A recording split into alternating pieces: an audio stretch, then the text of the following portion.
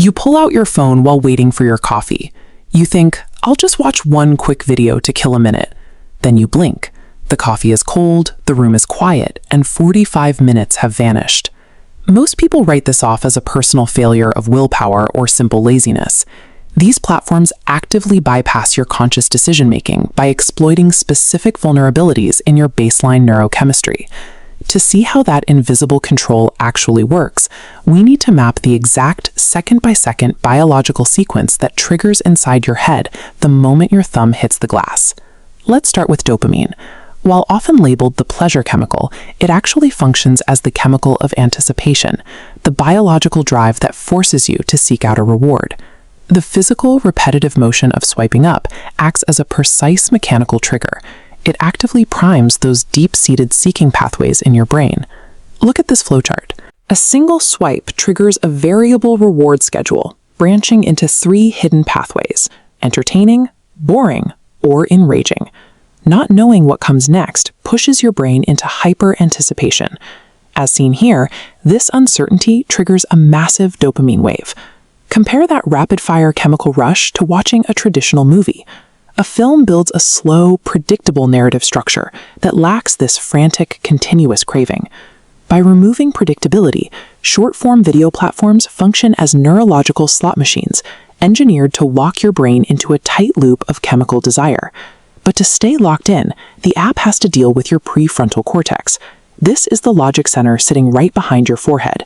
Its primary biological job is impulse control, the system that tells you to stop. As you scroll, a biological conflict erupts. Those massive, continuous dopamine spikes crash directly into your logic center. Here is what that looks like. The sheer speed of novel information acts as a biological DDoS attack.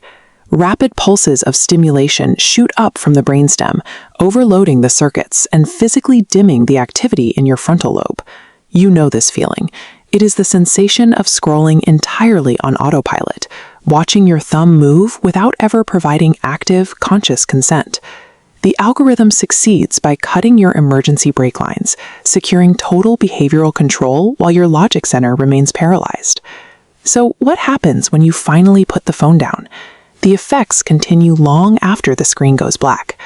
Your brain relies on neuroplasticity, the ability to physically rewire its own structural makeup to adapt to extreme environments. Watch this cell surface.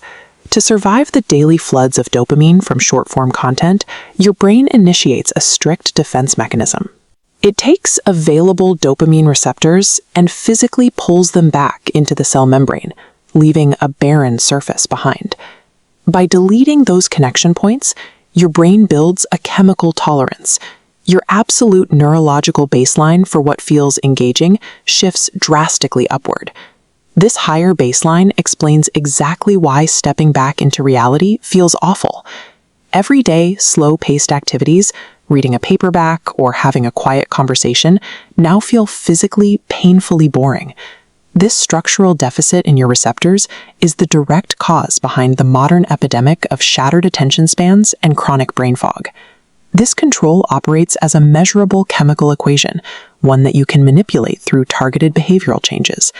By enduring the initial uncomfortable withdrawal of boredom and starving those pathways of microcontent, you can harness that exact same neuroplasticity to regrow those receptors and reclaim your focus.